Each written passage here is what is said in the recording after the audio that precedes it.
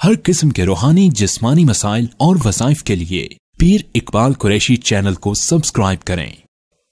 नहमदुहु व नुसल्ली व नुसल्लिमु अला रसूलिहिल करीम, अम्मा बअदु फ़अऊज़ु बिल्लाहि मिनश शैतानिर रजीम, बिस्मिल्लाहिर रहमानिर रहीम। रमज़ानुल मुबारक के तीसरे जुमे का बहुत ख़ास अमल आपको बता रहा हूँ, और इंशाअल्लाह इस अमल को अगर आपने कर लिया तो आप दुनिया के तमाम फितनों से बच जाएंगे। अल्लाह आपकी हिफाजत फरमाएगा। आज फितने बहुत बड़ी तादाद में हैं, और एक फितना ख़त्म होता है तो दूसरा आ जाता है। सरकार मदीना मोहम्मद करीम सल्लल्लाहु अलैहि वसल्लम ने खुद इरशाद फरमाया था सहाबी से कि क़यामत के करीब इस तरह फितने आएंगे जिस तरह तस्बीह के दाने गिरना शुरू होते हैं जब धागा टूट जाता है, एक के बाद दूसरा, दूसरे के बाद तीसरा। तो आज आपको हर तरफ फितने ही फितने मिल रहे हैं।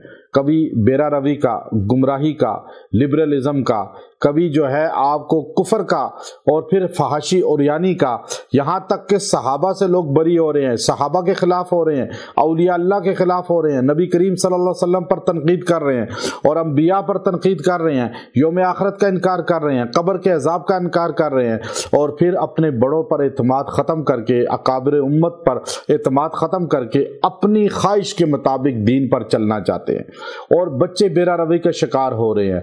और ये ऐसे फितने हैं कि ईमान वालों के घर में बच्चे कुफर की तरफ जा रहे हैं, और पूरी दुनिया से लोग रोते हैं और परेशानी का इजहार करते हैं कि हमारे बच्चे हमारे हाथ से निकल गए, और वो किस तरह जो है गैर मुस्लिम होते जा रहे हैं। तो याद रखें, अगर आप चाहते हैं कि आप दुनिया के हर फितने से बच जाएं, दज्जाली कुव्वतों से, दज्जाली निज़ाम से आप बच जाएं, तो आपको ये बहुत ख़ास अमल दे रहा हूँ।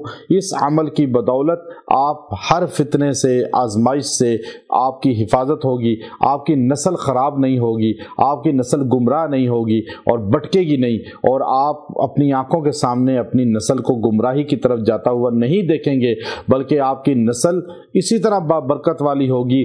जैसे अनस बिन मालिक रजी अल्लाह तआला अन्हु फरमाते हैं कि मुझे नबी सल्लल्लाहु अलैहि वसल्लम ने दुआ दी, उम्र ज़्यादा हो और तेरी औलाद को बरकत अल्लाह दे।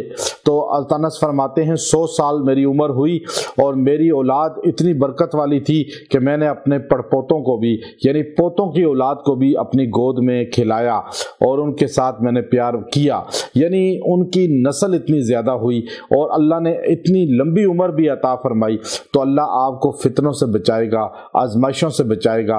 वो अमल मुजर्रब ये है कि आपने जुमा तीसरा रमज़ान का दिन के टाइम, आपने दिन जुमा के दिन पढ़ना है। ये अमल आप जुमे से पहले पढ़ लें तो अफजल है, सुबह के टाइम पढ़ लें। मस्जिद में या घर में जहां आप बैठते हैं, आप बैठकर दुकान पे, जो गाड़ी में, आपने सूरह कहफ पढ़नी है एक बार, लेकिन इस तरीक़ा से पढ़नी है कि सूरह कहफ का पहला रकू और आखिरी रकू 7-7 बार पढ़ना है। पहला रकू, आखिरी रकू, चूँकि कुरान पाक की 7 मंजिलें हैं, पहला रकू भी 7 बार, आखिरी रकू भी 7 बार, और बाकी सूरह कहफ 1 बार पढ़ने के बाद दुआ करें अपने बच्चों के लिए, अपनी औलाद के लिए, अपने लिए, अपने अहले खाना के लिए, जानने वालों के लिए, और अल्लाह आपको आजमाइशों से, फितनों से बचाकर रिज़्क भी वसी देगा और हर परेशानी से बचाएगा। और इस पानी को जिस पर ये फूंक लें साथ, अपने बच्चों को पिलाएं, इंशाअल्लाह दीनी माहौल मिलेगा। व आखिर दावाना अनिल हम्दुलिल्लाहि रब्बिल आलमीन।